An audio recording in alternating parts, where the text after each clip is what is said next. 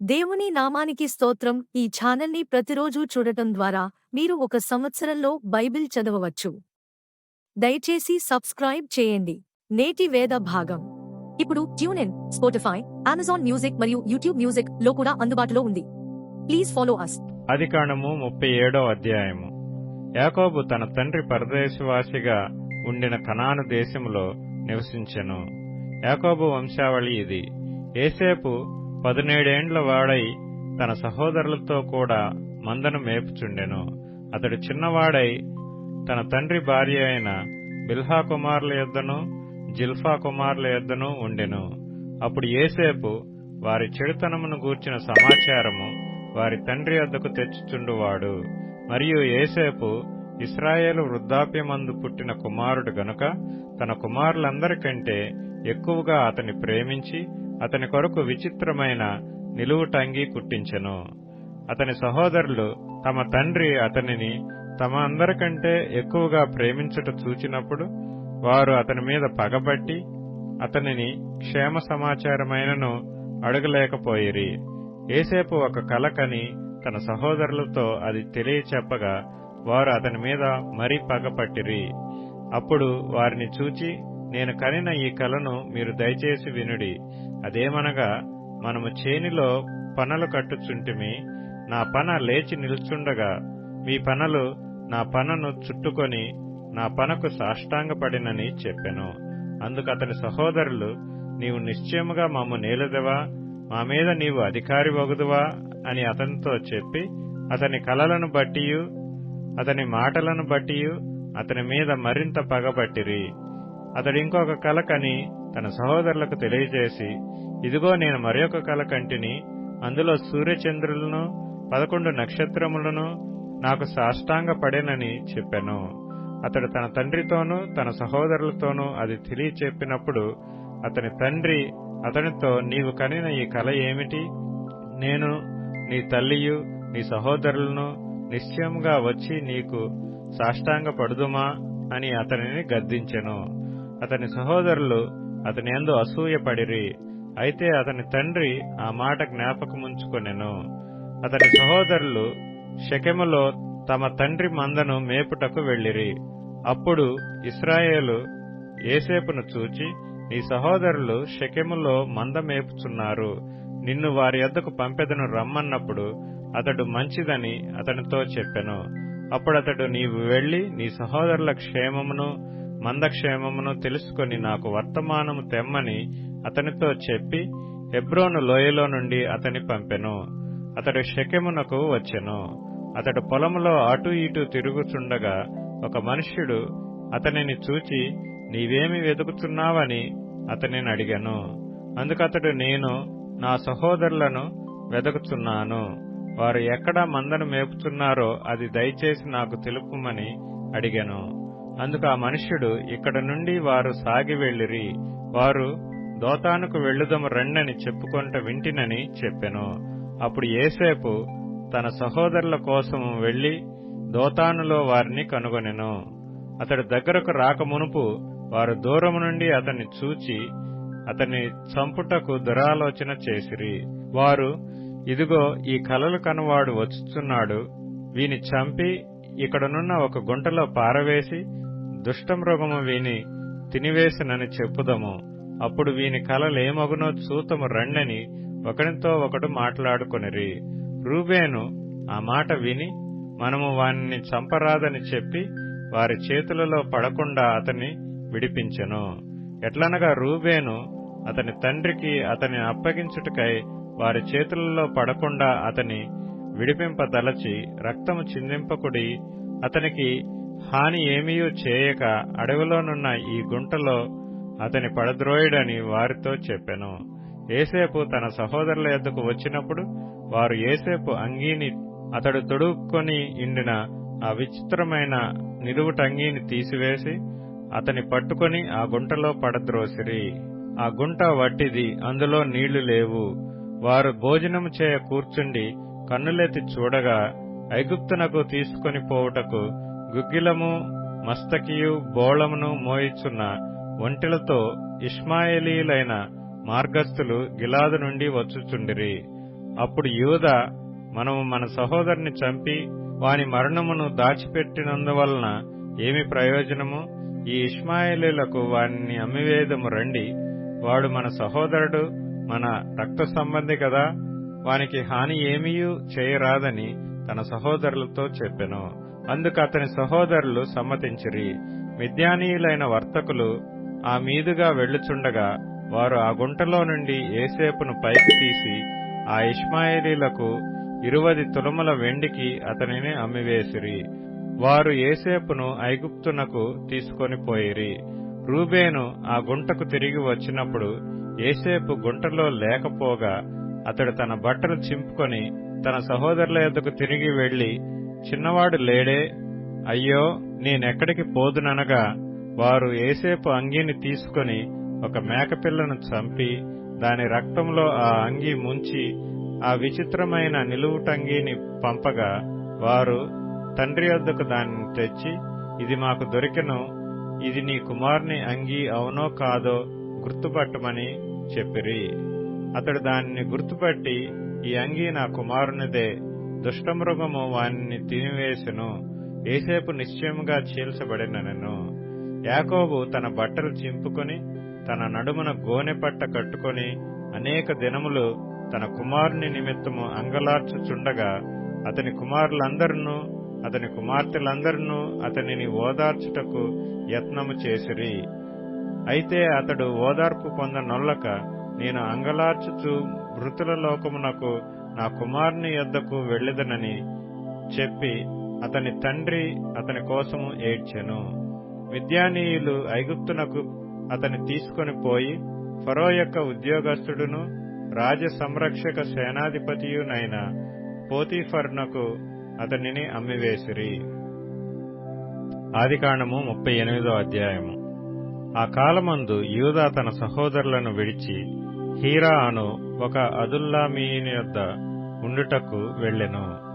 అక్కడ షూయ అను ఒక కనానీయుని కుమార్తెను యూదా చూచి ఆమెను తీసుకొని ఆమెతో పోయెను. ఆమె గర్భవతి అయి కుమారుని కనగా అతడు వానికి ఏరు అను పేరు పెట్టెను. ఆమె మరలా గర్భవతి అయి కుమారుని కని వానికి ఓనాను అను పేరు పెట్టెను. ఆమె మరలా గర్భవతి అయి కుమారుని కని వానికి షేలా అను పేరు పెట్టెను. ఆమె వీని కనినప్పుడు అతడు కజీబులో నుండెను. యూదా తన జ్యేష్ఠ కుమారుడైన ఏరునకు తామారు అను దానిని పెండ్లి చేసెను. యూదా జ్యేష్ఠ కుమారుడైన ఏరు యెహోవా దృష్టికి చెడ్డవాడు గనుక యెహోవా అతని చంపెను. అప్పుడు యూదా ఓనానుతో, నీ అన్న భార్య యొద్దకు వెళ్లి మరిది ధర్మం జరిగించి నీ అన్నకు సంతానము కలుగు చేయమని చెప్పెను. ఓనాను ఆ సంతానము తనది కానేరదని ఎరిగి ఆమెతో పోయినప్పుడు తన అన్నకు సంతానము కలుగజేయకుండునట్లు తన రేతస్సును నేలను విడిచెను. అతడు చేసినది యెహోవా దృష్టికి చెడ్డది కనుక ఆయన అతని కూడా చంపెను. అప్పుడు యూదా, ఇతడు కూడా ఇతని అన్నల వలె చనిపోవునేమో అనుకొని, నా కుమారుడైన షేలా పెద్దవాడగు వరకు నీ తండ్రి ఇంట విధవరాలుగా నుండుమని తన కోడలైన తామారుతో చెప్పెను. కాబట్టి తామారు వెళ్లి తన తండ్రి ఇంట నివసించెను. చాలా దినములైన తరువాత షూయ కుమార్తె అయిన యూదా భార్య చనిపోయెను. తర్వాత యూదా దుఃఖ నివారణ పొంది అదుల్లామీయుడైన హీరా అను తన స్నేహితునితో తిమ్నాతునకు తన గొర్రెల బొచ్చు కత్తిరించు వారి యొద్దకు వెళ్ళెను. దాని మామ తన గొర్రెల బొచ్చు కత్తిరించుటకు తిమ్నాతునకు వెళ్ళుచున్నాడని తామారునకు తెలుపబడెను.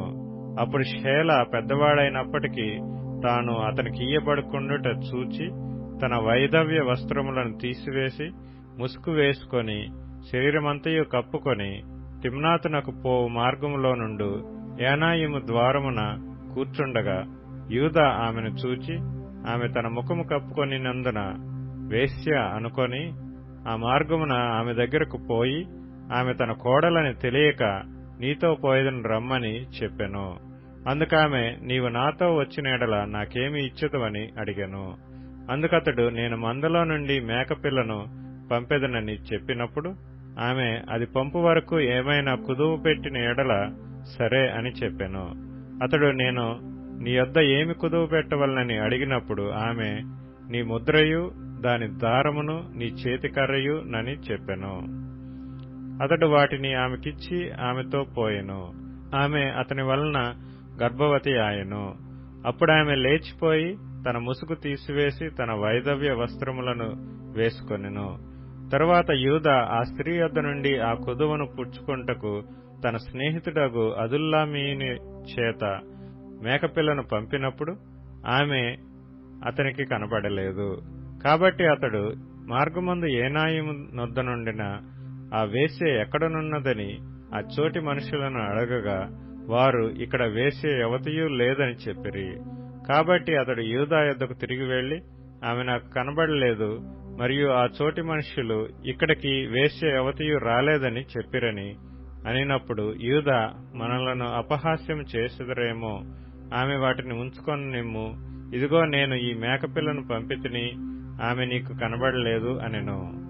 రమారమి 3 నెలలైన తరువాత నీ కోడలగు తామారు జారత్వం చేసెను. అంతేకాక ఆమె జారత్వం వలన గర్భవతి అయినదని యూదాకు తెలుపబడెను. అప్పుడు యూదా ఆమెను బయటకు తీసుకుని రండి, ఆమెను కాల్చివేయవలనని చెప్పెను. ఆమెను బయటకు తీసుకుని వచ్చినప్పుడు ఆమె తన మామ యొద్దకు ఆ వస్తువులను పంపి, ఇవి ఎవరివో ఆ మనుషుని వలన నేను గర్భవతినైతిని.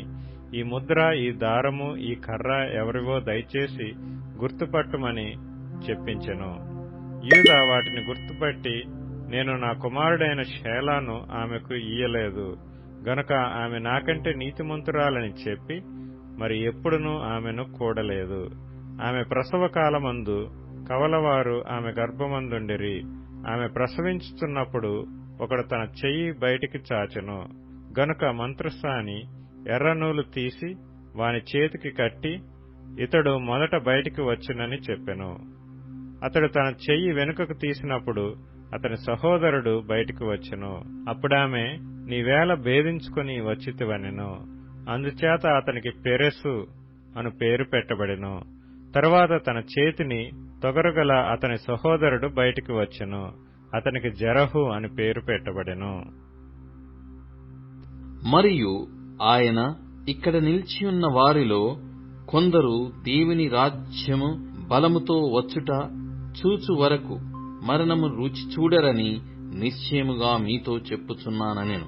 6 దినములైన తరువాత యేసు పేతురును, యాకోబును, యోహానును మాత్రము వెంటబెట్టుకొని ఎత్తైన యొక్క కొండ మీదికి ఏకాంతముగా వారిని తోడుకొని పోయి వారి ఎదుట రూపాంతరము పొందెను. అంతలో ఆయన వస్త్రములు ప్రకాశమానమైనవియు మిగుల తెల్లనివియు ఆయను. లోకమందు ఏ చాకలియును అంత తెల్లగా చలవ చేయలేడు. మరియు మోషేయు, ఏలియాయు వారికి కనబడి యేసుతో మాటలాడుచుండిరి. అప్పుడు పేతురు, బోధకుడా, మనమిక్కడ ఉండుట మంచిది. మేము నీకు ఒకటియు, మోషేకు ఒకటియు, ఏలియాకు ఒకటియు 3 పర్ణశాలలు కట్టుదమని చెప్పెను. వారు మిగుల భయపడిరి గనుక తాము చెప్పవలసినదేమో అతనికి తెలియలేదు. మేఘమొకటి వచ్చి వారిని కమ్మగా, ఈయన నా ప్రియ కుమారుడు, ఈయన మాట వినుడని ఒక శబ్దము ఆ మేఘములో నుండి పుట్టెను. వెంటనే వారు చుట్టూ చూచినప్పుడు తమ యొద్దనున్న యేసు తప్ప మరి ఎవరునూ వారికి కనబడలేదు. వారు ఆ కొండ దిగి వచ్చుచుండగా, మనుష్య కుమారుడు మృతులలో నుండి లేచినప్పుడే గాని అంతకు ముందు మీరు చూచిన వాటిని ఎవనితోనూ చెప్పవద్దని ఆయన వారికి ఆజ్ఞాపించెను. మృతులలో నుండి లేచుట అనగా ఏమిటో అని వారొకనితో ఒకడు తర్కించుచు ఆ మాట మనస్సున ఉంచుకొనిరి. వారు, ఏలియా ముందుగా రావలెనని శాస్త్రులు చెప్పుచున్నారే, ఇదేమని ఆయననడిగిరి. అందుకాయన, ఏలియా ముందుగా వచ్చి సమస్తమును చక్కపెట్టునను మాట నిజమే. అయినను మనుష్య కుమారుడు అనేక శ్రమలు పడి తృణీకరింపబడు వలెనని వ్రాయబడుట ఏమి? ఏలియా వచ్చెననియు అతని గూర్చి వ్రాయబడిన ప్రకారము వారు తమకిష్టము వచ్చినట్టు అతని ఎడల చేసిరనియు మీతో చెప్పుచున్నానని వారితో అనెను. వారు శిష్యుల యొద్దకు వచ్చి వారి చుట్టూ బహుజనులు కూడియుండుటయు శాస్త్రులు వారితో తర్కించుటయు చూచిరి. వెంటనే జనసమూహమంతయు ఆయనను చూచి మిగుల విభ్రాంతి నొంది ఆయన యొద్దకు పరిగెత్తుకొని వచ్చి ఆయనకు వందనము చేసిరి. అప్పుడాయన, మీరు దేని గూర్చి వారితో తర్కించుచున్నారని వారినడగగా, జనసమూహములో ఒకడు, బోధకుడా, మూగదయ్యము పట్టిన నా కుమారుని నీ యొద్దకు తీసుకుని వచ్చితిని. అది ఎక్కడ వానిని పట్టునో అక్కడ వానిని పడద్రోయును. అప్పుడు వాడు నురుగు కార్చుకొని పండ్లు కొరుకుకొని మూర్ఛిల్లును. దానిని వెళ్ళగొట్టుడని నీ శిష్యులను అడిగితిని గాని అది వారి చేత కాలేదని ఆయనతో చెప్పెను.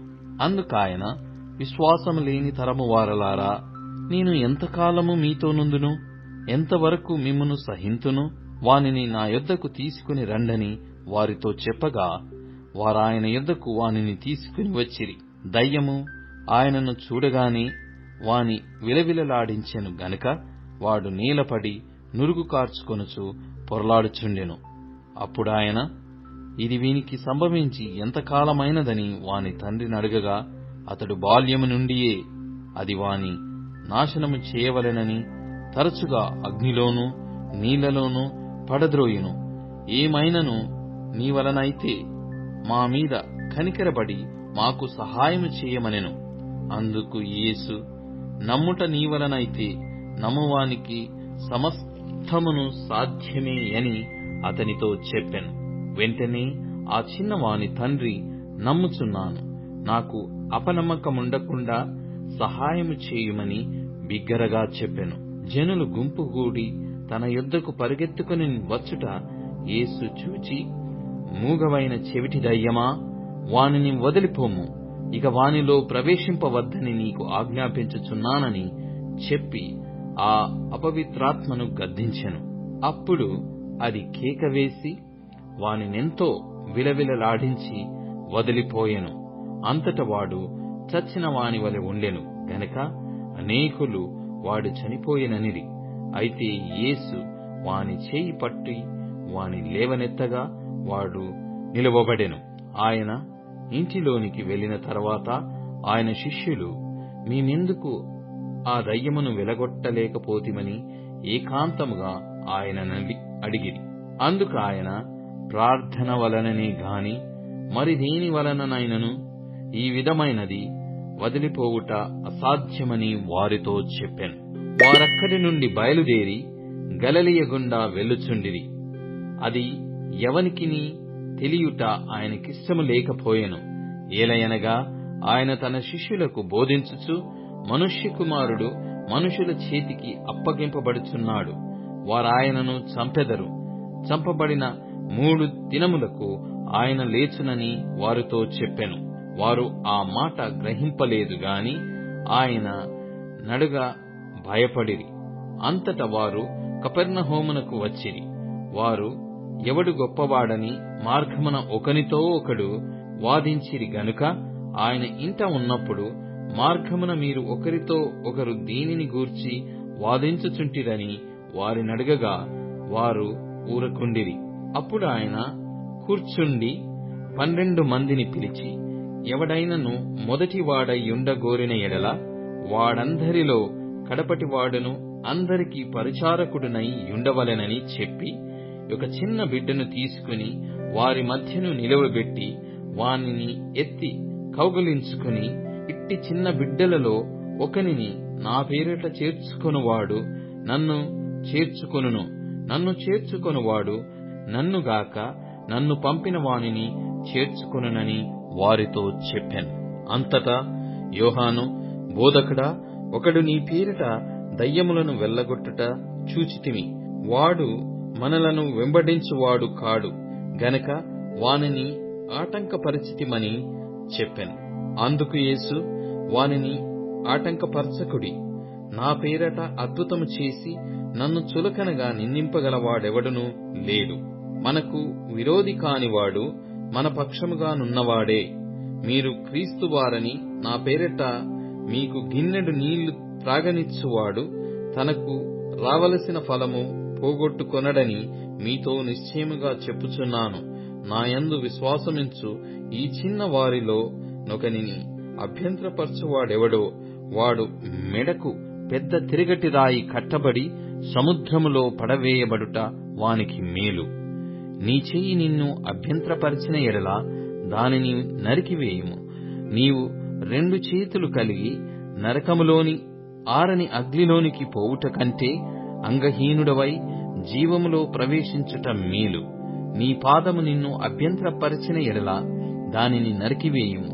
2 పాదములు కలిగి నరకములో పడవేయబడుట కంటే కుంటివాడవై నిత్య జీవములో ప్రవేశించుట మేలు.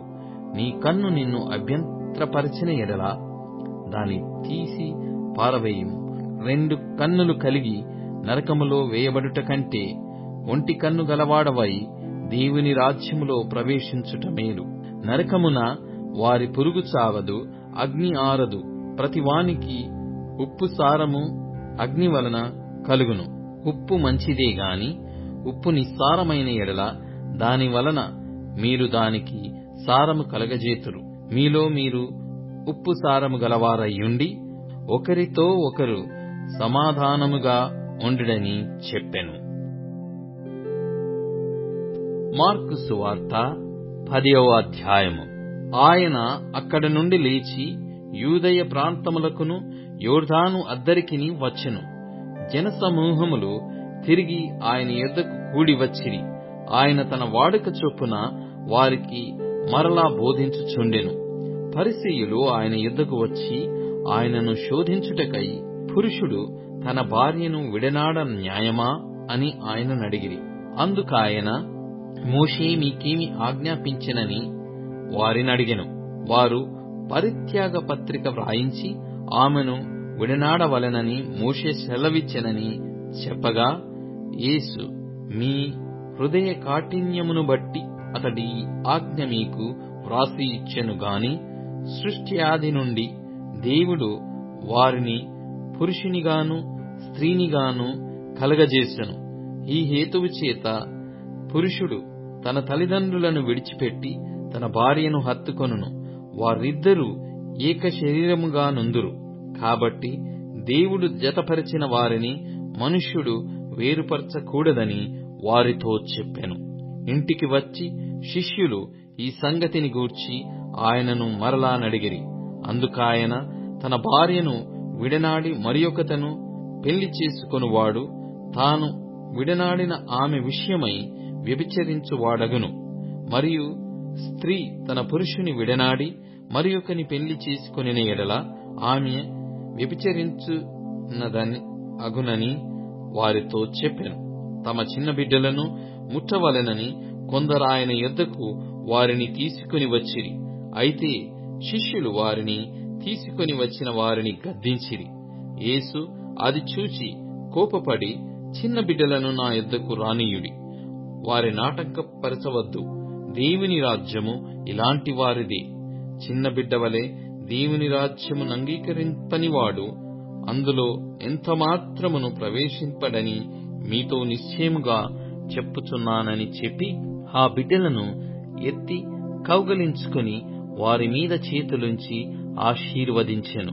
ఆయన బయలుదేరి మార్గమున పోవుచుండగా ఒకడు పరిగెత్తుకుని వచ్చి ఆయన ఎదుట మోకాళ్ళుని, సద్బోధకుడా, నిత్య జీవమునకు వారసుడనగుటకు నేనేమి చేయుదునని ఆయననడిగెను. యేసు, నన్ను సత్పురుషుడని ఏల చెప్పుచున్నావు? దేవుడొక్కడే గాని మరి ఎవడునూ సత్పురుషుడు కాడు. నరహత్య చేయవద్దు, వ్యభిచరింపవద్దు, దొంగిలవద్దు, అబద్ధ సాక్ష్యము పలకవద్దు, మోసపుచ్చవద్దు, నీ తల్లిదండ్రులను సన్మానింపుము అను ఆజ్ఞలు నీకు తెలియను గదా అని అతనితో చెప్పెను. అందుకతడు, బోధకుడా, బాల్యము నుండి ఇవన్నీయు అనుసరించుచునే యుంటినని చెప్పాను. యేసు అతని చూచి అతని ప్రేమించి, నీకు ఒకటి కొదవగానున్నది. నీవు వెళ్లి నీకు కలిగియున్నవి అమ్మి బీదలకిమ్ము, పరలోకమందు నీకు ధనము కలుగును. నీవు వచ్చి నన్ను వెంబడించుమని చెప్పాను. అతడు మిగుల ఆస్తిగలవాడు గనుక ఆ మాటకు ముఖము చిన్నబుచ్చుకొని దుఃఖపడుచు వెళ్లిపోయెను. అప్పుడు యేసు చుట్టూ చూచి ఆస్తిగలవారు దేవుని రాజ్యములో ప్రవేశించుట ఎంతో దుర్లభమని తన శిష్యులతో చెప్పెను. ఆయన మాటలకు శిష్యులు విస్మయమొందిరి. అందుకు యేసు తిరిగి వారితో ఇట్లనెను, పిల్లలారా, తమ ఆస్తి యందు నమ్మకముంచువారు దేవుని రాజ్యములో ప్రవేశించుట ఎంతో దుర్లభము. ధనవంతుడు దేవుని రాజ్యములో ప్రవేశించుట కంటే ఒంటె సూది బెజ్జములో దూరుట సులభము. అందుకు వారు అత్యధికముగా ఆశ్చర్యపడిరి. అట్లయితే ఎవడు రక్షణ పొందగలడని ఆయననడిగిరి. యేసు వారిని చూచి, ఇది మనుష్యులకు అసాధ్యమే గాని దేవునికి అసాధ్యము కాదు. దేవునికి సమస్తమును సాధ్యమే అనెను. పేతురు, ఇదిగో మేము సమస్తమును విడిచిపెట్టి నిన్ను వెంబడించితిమని ఆయనతో చెప్పసాగెను. అందుకు యేసు ఇట్లనెను, నా నిమిత్తమును సువార్త నిమిత్తమును ఇంటినైనను అన్నదమ్ములనైనను అక్క చెల్లెండ్రనైనను తల్లిదండ్రులనైనను పిల్లలనైనను భూములనైనను విడిచినవాడు ఇప్పుడు ఇహమందు హింసలతో పాడు నూరంతలుగా ఇండ్లను అన్నదమ్ములను అక్క చెల్లెండ్రను తల్లులను పిల్లలను భూములను రాబో లోకమందు నిత్య జీవమును పొందునని మీతో నిశ్చయముగా చెప్పుచున్నాను. మొదటివారు అనేకులు కడపటివారగుదురు, కడపటివారు మొదటివారగుదురు అనెను. వారు ప్రయాణమై యెరూషలేమునకు వెళ్ళుచుండిరి. యేసు వారికి ముందు నడుచుచుండగా వారు విస్మయమొందిరి, వెంబడించువారు భయపడిరి. అప్పుడు ఆయన మరల 12 శిష్యులను పిలుచుకొని తనకు సంభవింపబోవు వాటిని వారికి తెలియజెప్పనారంభించి, ఇదిగో, మనము యెరూషలేమునకు వెళ్ళుచున్నాం. మనుష్య కుమారుడు ప్రధాన యాజకులకును శాస్త్రులకును అప్పగింపబడును. వారాయనకు మరణశిక్ష విధించి ఆయనను అన్యజనులకప్పగించెదరు. వారు ఆయనను అపహసించి ఆయన మీద ఉమ్మివేసి కొరడాలతో ఆయనను కొట్టి చంపెదరు. 3 దినములైన తర్వాత ఆయన తిరిగి లేచునని చెప్పెను. జెబెదయి కుమారులైన యాకోబును యోహానును ఆయన యొద్దకు వచ్చి, బోధకుడా, మేము అడుగునదెల్లా నీవు మాకు చేయగోరుచున్నామని చెప్పగా ఆయన, నేను మీకేమి చేయగోరుచున్నారని వారినడిగెను. వారు, నీ మహిమయందు నీ కుడివైపున ఒకడును నీ ఎడమవైపున ఒకడును కూర్చుండునట్లు మాకు దయచేయమని చెప్పిరి. యేసు, మీరేమి అడుగుచున్నారో మీకే తెలియదు. నేను త్రాగుచున్న గిన్నెలోనిది త్రాగుటయైనను నేను పొందుచున్న బాప్తిస్మము పొందుటయైనను మీ చేత అగునా అని వారినడగగా వారు మా చేత అగుననిరి. అప్పుడు యేసు, నేను త్రాగుచున్న గిన్నెలోనిది మీరు త్రాగెదరు, నేను పొందుచున్న బాప్తిస్మము మీరు పొందెదరు గాని నా కుడివైపునను ఎడమవైపునను కూర్చుండనిచ్చుట నా వశములో లేదు. అది ఎవరికి సిద్ధపరచబడెనో వారికే దొరుకునని వారితో చెప్పెను. తక్కిన 10 మంది శిష్యులు ఆ మాట విని యాకోబు యోహానుల మీద కోపపడసాగిరి. యేసు వారిని తన యొద్దకు పిలిచి వారితో ఇట్లనెను, అన్యజనములలో అధికారులని ఎంచబడిన వారు వారి మీద ప్రభుత్వము చేయుదురు. వారిలో గొప్పవారు వారి మీద అధికారము చేయుదురని మీకు తెలియను. మీలో అలాగుండకూడదు. మీలో ఎవడైనను గొప్పవాడై ఉండగోరిన ఎడల వాడు మీకు పరిచారము చేయువాడై ఉండవలెను. మీలో ఎవడైనను ప్రముఖుడై ఉండగోరిన ఎడల వాడు అందరికీ దాసుడై ఉండవలెను. మనుష్య కుమారుడు పరిచారము చేయించుకొనుటకు రాలేదు గాని పరిచారము చేయుటకును అనేకులకు ప్రతిగా విమోచన క్రయధనముగా తన ప్రాణము ఇచ్చుటకును వచ్చెననెను. వారు యెరికో పట్టణమునకు వచ్చిరి. ఆయన తన శిష్యులతోనూ బహుజన సమూహముతోనూ యెరికో నుండి బయలుదేరి వచ్చుచుండగా తీమయి కుమారుడగు బర్తిమయి యను గ్రుడ్డి భిక్షకుడు త్రోవ పక్కను కూర్చుండెను. ఈయన నజరేయుడైన యేసు అని వాడు విని, దావీదు కుమారుడా యేసు, నన్ను కరుణింపుమని కేకలు వేయ మొదలుపెట్టెను. ఊరకొండమని అనేకులు వానిని గద్దించిరి గాని వాడు, దావీదు కుమారుడా, నన్ను కనికరింపుమని మరి ఎక్కువగా కేకలు వేసెను. అప్పుడు యేసు నిలిచి వానిని పిలువుడని చెప్పగా, వారా గ్రుడ్డివానిని పిలిచి, ధైర్యము తెచ్చుకొనుము, ఆయన నిన్ను పిలుచుచున్నాడు, లెమ్మని వానితో చెప్పిరి. అంతట వాడు బట్టను పారవేసి దిగ్గున లేచి యేసునొద్దకు వచ్చెను. యేసు, నేను నీకేమి చేయగోరుచున్నానని వానినడుగగా, ఆ గ్రుడ్డివాడు, బోధకుడా, నాకు దృష్టి కలగజేయుమని ఆయనతో అనెను. అందుకు యేసు, నీవు వెళ్ళుము, నీ విశ్వాసము నిన్ను స్వస్థపరచెనని చెప్పెను. వెంటనే వాడు త్రోవను ఆయన వెంట చూపు పొంది వెళ్ళెను. కీర్తనల గ్రంథం 19వ కీర్తన. ఆకాశములు దేవుని మహిమను వివరించుచున్నవి, అంతరిక్షము ఆయన చేతి పనిని ప్రచురపరచుచున్నది. పగటికి పగలు బోధ చేయుచున్నది, రాత్రికి రాత్రి జ్ఞానము తెలుపుచున్నది. వాటికి భాష లేదు, మాటలు లేవు, వాటి స్వరము వినబడదు. వాటి కొలనూలు భూమి యందంతట వ్యాపించియున్నది. లోక దిగంతముల వరకు వాటి ప్రకటనలు బయలువెళ్ళుచున్నవి. వాటిలో ఆయన సూర్యునికి గుడారము వేసెను. అతడు తన అంతఃపురములో నుండి బయలుదేరు పెండ్లి కుమారుని వలె ఉన్నాడు. శూరుడు పరుగెత్తనుల్లసించున్నట్లు తన పదమునందు పరుగెత్తనుల్లసించుచున్నాడు. అతడు ఆకాశమున ఈ దిక్కు నుండి బయలుదేరి ఆ దిక్కు వరకు దాని చుట్టూ తిరిగి వచ్చుచున్నాడు. అతని వేడిమికి మరుగైనది ఏదియూ లేదు. యెహోవా నియమించిన ధర్మశాస్త్రము యథార్థమైనది, అది ప్రాణమును తెప్పరిల్లజేయును. యెహోవా శాసనము నమ్మదగినది, అది బుద్ధిహీనులకు జ్ఞానము పుట్టించును. యెహోవా ఉపదేశములు నిర్దోషమైనవి, అవి హృదయమును సంతోషపరచును. యెహోవా ఏర్పరచిన ధర్మము నిర్మలమైనది, అది కనులకు వెలుగిచ్చును. యెహోవా యందైన భయము పవిత్రమైనది, అది నిత్యము నిలుచును. యెహోవా న్యాయ విధులు నిత్యమైనవి, అవి కేవలము న్యాయమైనవి. అవి బంగారు కంటెను, విస్తారమైన మేలిమి బంగారు కంటెను కోరదగినవి. తేనె కంటెను, జుంటి తేనె దారల కంటెను మధురమైనవి. వాటి వలన నీ సేవకుడు హెచ్చరికనందును, వాటిని గైకొనుట వలన గొప్ప లాభము కలుగును. తన పొరపాటులు కనుగొనగలవాడెవడు? నేను రహస్యముగా చేసిన తప్పులు క్షమించి నన్ను నిర్దోషినిగా తీర్చుము. దురభిమాన పాపములలో పడకుండా నీ సేవకుని ఆపుము, వాటిని నన్ను ఏలనీయకుము. అప్పుడు నేను యథార్థవంతుడనై అధిక ద్రోహము చేయకుండా నిందారహితుడనగుదును. యెహోవా నా ఆశ్రయదుర్గమా, నా విమోచకుడా, నా నోటి మాటలును నా హృదయ ధ్యానమును నీ దృష్టికి అంగీకారములగునుగాక.